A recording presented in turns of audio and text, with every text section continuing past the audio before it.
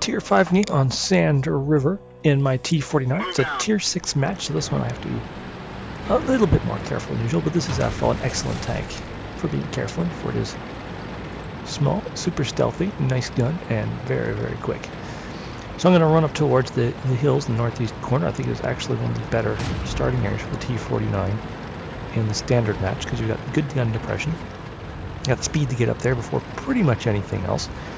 And you also have the speed to get the heck out of here if overwhelming force linking pops up and pushing up the gorge there against your position. But if not, there's a nice little sniping ledge up there where you can pop up and down and just drive shells into the other team.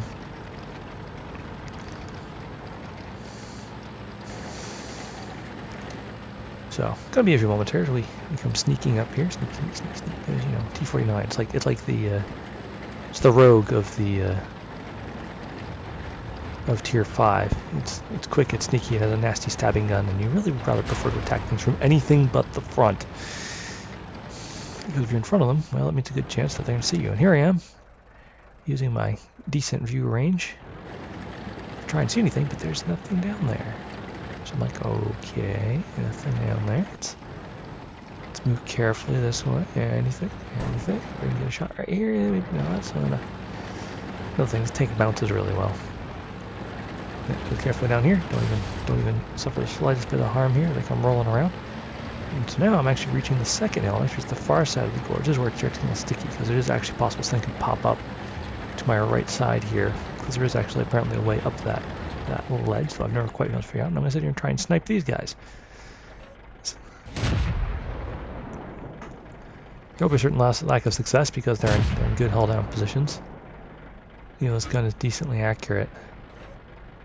It's not really, and look at that. Well, where did that come from? That hurt.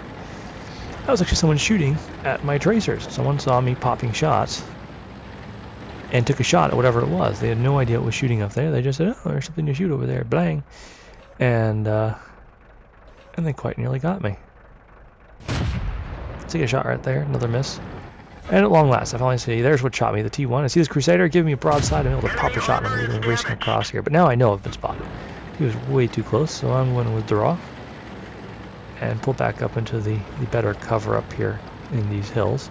Especially since it looks like now the enemy is moving into sort of the butter zone for this little sniping ledge up here, and I can just sit here and just start bombarding them. There's also a KV-1S and SU-100 being very aggressive here. They definitely need some backup. And there's that T1 again. I feel the need for a little payback right here. Of course, this range, 430 meters, a little outside of the preferred engagement range of the T49. I do manage to get a shot into him here.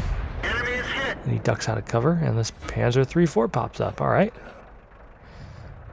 Get a good damaging hit on him.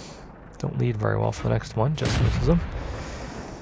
And now they've all hidden themselves from me, but that's okay, because all I've done is chase them both directly in front of a Stug and the KV-1S, who respectively just annihilate them.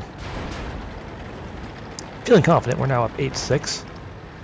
And I'm not seeing much contact on the northern flank, so it looks like most of their tanks now rolling on the south side, where you can see there's a single lone medium, unfortunate T-34, is trying to stave off pretty much every single heavy tank in their team. There's actually 4 of them left, an ARL, a TOG, a KV-1, and a T-14, and he's trying to stop every single one of them. This, of course, is not going to go well, so I'm going to come racing this way towards the ledge overlooking the center of the map here.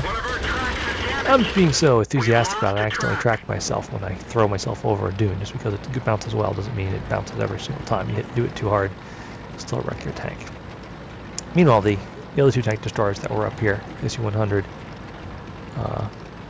just come charging around. So I'm going to try and get some shots on these guys. KV-1, do a good hit on him. Try and land a second shot. Ooh, TOG. Take a shot. Critical hit. I think I hit the TOG's track, and then they all vanish. I fire no shot at TOG because I figure, hey, it's a TOG. What are the chances I'm going to miss a TOG even if I can't see him? And then come racing this way. Those 2 vanish behind the corner again before I get on, but this KV-1 popped back up again, and I say, alright, sure. KV-1, flank shots, looks delicious. Of course, I need to practice a little more gunnery, it seems, because he's running for cover. He's going to try and flank the defenses, so I need to take this guy down. Hit the tracks there. Go for it again, and did just enough damage to bring his tracks down. Now I can just sit here and just drive shots into his engine without fear. As you can see, he waves it around. You can't tell I'm here. And now it's time to see if I can deal with the two leading heavies. There's the ARL. He's definitely the bigger of the two leaders. The other one's the T49. Nice shot right into his flank right here. He goes, hey, wait a minute, what's shooting at me? So he starts backing away, trying to keep his frontal armor turned towards me. It's very successful. He's got very good frontal armor. It's very hard to penetrate. And he vanishes. So I turn my attention to the T14. T14 is also in a good spot. Good angled armor, heavy turret, mostly exposed, rest is angled really strongly. So I'm going to sit here and shoot at him. It's once again a little long. It's outside of the 350 meter range that I prefer with this tank. Shoot and miss, shoot and bounce, shoot and miss. And ow!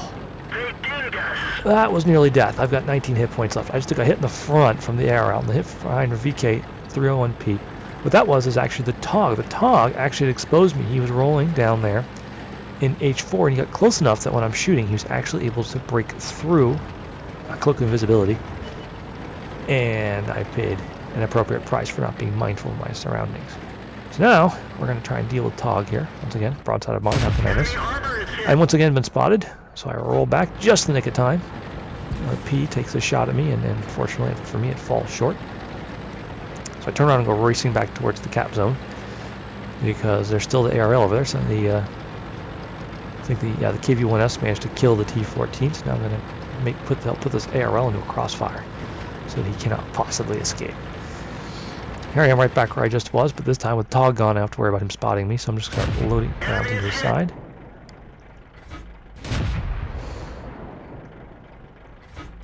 He's still a pretty tough tank, even from the flank at this range. We're just outside of my preferred range, but as long as I can hit above the tracks and below the turret, I can nail him. I decided to switch to premium here just because I'm getting frustrated. It's a tier 6 tank, I just want it to die. And die. And of course, what I'm doing, mostly wasting credits because the shells are falling short. That one's a good one. Track them, set them on fire. I probably didn't need to do that finishing shot, but at that point I just wanted the game to end. Good game, and good night.